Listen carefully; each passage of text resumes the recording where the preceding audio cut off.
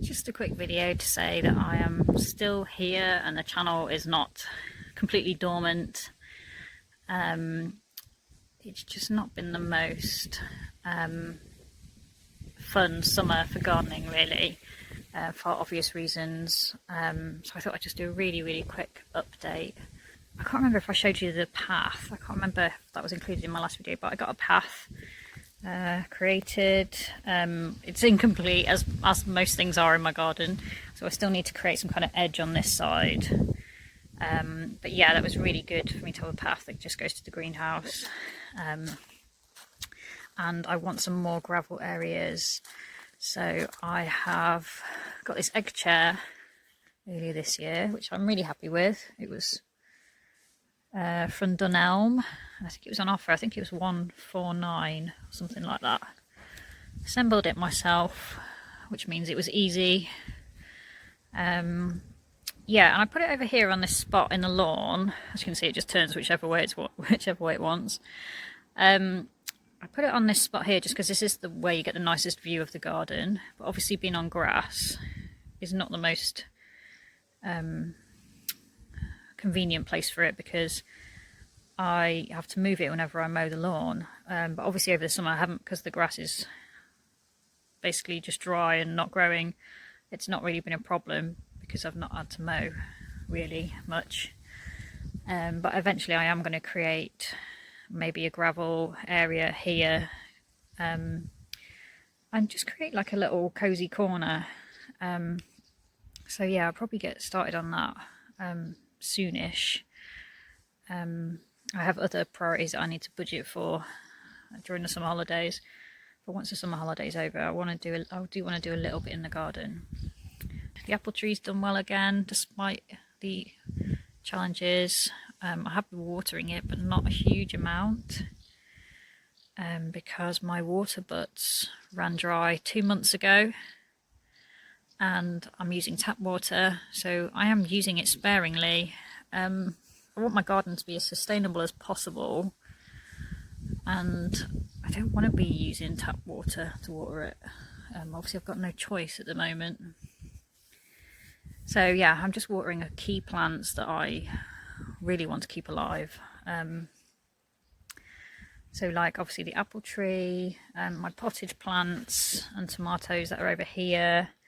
My tomatoes haven't been great this year. I've done the thing I always do and sowed the seeds and then sort of neglected them, not tied them in properly. But I'm still enjoying a reasonable harvest of tomatoes. I think these are black, might be black cherry. They're ripening slowly. They've got blight, I think, as well. I think all my tomatoes have got blight, so I need to get rid of them. But I just want to harvest a few more tomatoes before I do that, because I feel like I've waited so long for them. Something new this year is my artichoke. I grew a few artichoke plants from seed. I sold a lot of them as young plants on Marketplace because I always ended up with quite a few, and I kept 2. So this one is doing the best, and it's a beautiful plant. I probably was a bit late getting them in the ground, because I know most people with artichokes have probably had a flower by now. But I'm still waiting for mine. I understand they are perennial, so if it survives the winter, hopefully it'll come back next year. Here I've got a rhubarb, which is in its first year, so I've not picked any of it, but hopefully I'll get a good crop next year. I've had a few blueberries this year from my 2 blueberry plants, and sunflowers. I've grown a few sunflowers this year. This variety is called Chocolate. Can't really get a good view of the colour from here. It's like it's more like a bronzy colour. I wouldn't say it's chocolatey at all. I think it's meant to be like a brown colour, but it's more of a bronze. Still lovely, but I really want the yellow ones next year. This is my appletini tree, which is leaning. I need to either reposition it or stake it. That's a job I need to get round to. Oh, see some roses on my... I hadn't noticed those. Those are on my... this is my sceptred isle rose. gorgeous. Wow, I love this rose. So in terms of other roses, Vanessa Bellett's had another flush recently. They're looking quite pale. They never do look as good in the second flush, but still lovely to see that. And still looking remarkably well considering the drought. And what's this one? This was their Lark Ascending rose is also doing fine. It's grown ridiculously tall again, like it did last year. So yeah, I don't know, maybe it's because I do mulch the roses quite heavily in the spring. So that probably helps keep some of the moisture in the ground for them. Yeah. Blackcurrant has done really well this year. I have harvested quite a few blackcurrants and put them in the freezer. I've not really done much with them yet. So yeah, I will do. I look forward to making something with those. And I've also seen a little female, I think it was a female blackbird that was eating them a couple of weeks ago. So that's really nice to see that the birds are feeding on them, and I can provide something for them in this awful, probably food depleted time for them. This raised bed is a new addition this year, and originally I planted a few nasturtiums in it, and then the nasturtiums started looking really tatty, so I got rid of those. I don't know why, I never seem to do very well with nasturtiums. They just don't ever look good for me.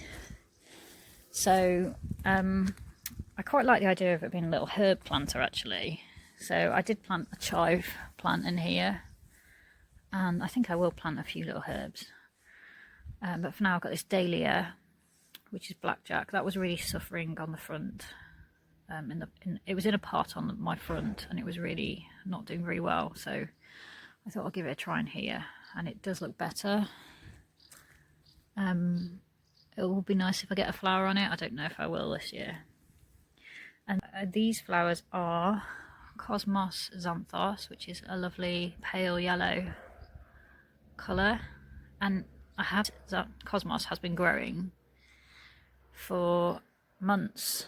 I didn't think it was going to flower. It just seemed to grow really tall and bushy and green, but I didn't see any flower buds on it for ages. But no, now they're opening, so that's really nice. And behind that I've got this Nicotiana, which is something new that I've grown this year from seed. It's Nicotiana Sirius Lime, and it's really lovely, and it's flowered for weeks, absolutely weeks. A beautiful lime colour. And as much as I love this colour, I probably wouldn't have planted it where I have, because it doesn't really go with any of the other colours around it, I don't think. And it's also the height doesn't really work in the place that it is. I didn't realise they were going to be that tall. So I would definitely grow this variety of Nicotiana again, but I would plant them in a different position in my garden. Right, really quick video of the front, because I'm very self-conscious about filming and people seeing. I've got my Liatris, which has gone over now. That did look really nice. Oh, that one's a bit better. Still peaked, but still looking good. So I've grown a few of those in pots, really easy to grow. They are perennial, but I find they don't always come back. So yeah, they do provide a nice little contrast against all the round flower shapes. Olive tree looking okay. I've even got some little olives, look, which obviously I won't do anything with.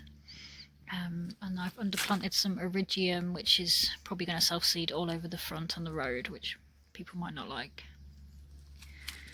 I've got a couple of different varieties of sunflower. I've got a smaller one called Valentine, which is like a nice red colour. And then I've got a tall one. This is chocolate again, which is leaning over. Again, looking more bronze and chocolatey. More Cosmos Xanthos. that's grown from seed, just opening and looking really nice. Looking really nice next to the liatris. It's quite a nice colour combination. Some vivums which have really struggled this year. And some different sedums and things that, again, all struggled.